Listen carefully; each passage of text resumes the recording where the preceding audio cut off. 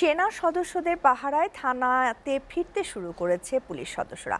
প্রায় ২৯টি থানায় সীমিত পরিসরে কাজ শুরু হয়েছে, তবে উপস্থিতি কিছুটা কম।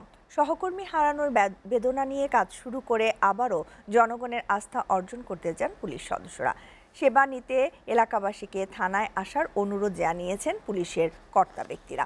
তবে এখনও সড়কে ফেরেনি ট্রাফিক পুলিশ। তাইফুর রহমান তুহিনের প্রতিবেদন।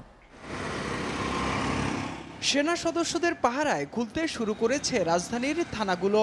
২৯টি থানায় সীমিত পরিসরে শুরু হয়েছে কার্যক্রম। থানায় এসে আবেগ আপ্লুত হয়ে পড়ে পুলিশ সদস্যরা। ভীতিকর অবস্থা কাটিয়ে সহকর্মীদের হারানো বেদনা নিয়ে কাজ শুরু করে আবারও জনগণের আস্থা অর্জন করতে চান তারা। আসলে আমাদের পুরো পরিবার, আমার পুরো পুলিশ সদস্য, আমরা সত্যিকারের ট্রমাটাইজড। তার ভিতরে আমরা আসলে জনগণের প্রয়োজনেই কাজ করি। আমাদের ব্যর্থতা অনেক সময় আমরা জনগণকে বুঝাইতে পারি না। আজকেও ফিরে আসা কিন্তু জনগণের জন্যই।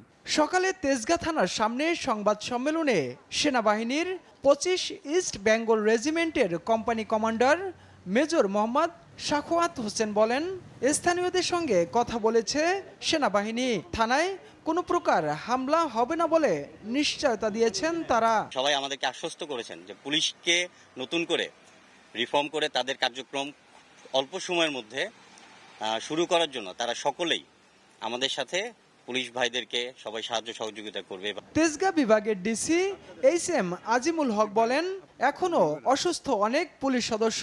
সেবার জন্য এলাকাবাসীকে থানায় আসার অনুরোধ জানান ডিসি। পুলিশের প্রতি যে ক্ষোভ আপনাদের আছে, সেটা কিছু ভুল সিদ্ধান্তের কারণে এটা হয়েছে।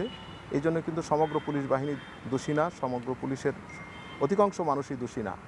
আপনারা যা হয়েছে, আপনারা পুলিশের দোষ ত্রুটি এটা ক্ষমা সুন্দরভাবে দেখেন। তবে অগ্নিকাণ্ডে ক্ষয়ক্ষতির কারণে এখনো বিভিন্ন থানার কার্যক্রম শুরু হয়নি। শুক্রবার পর্যন্ত রাজধানী সড়কে দেখা মেলেনি ট্রাফিক পুলিশের। যান চলাচল নিয়ন্ত্রণে মাঠে সক্রিয় শিক্ষার্থীরা। আসলে এই দেশটা তো আমাদের, তো এখন একটা ঘটনা ঘটে যাওয়ার পর এখন এটা সামলানোরও দায়িত্বটা আমাদের। আসলেই এটা আমাদের কর্তব্য।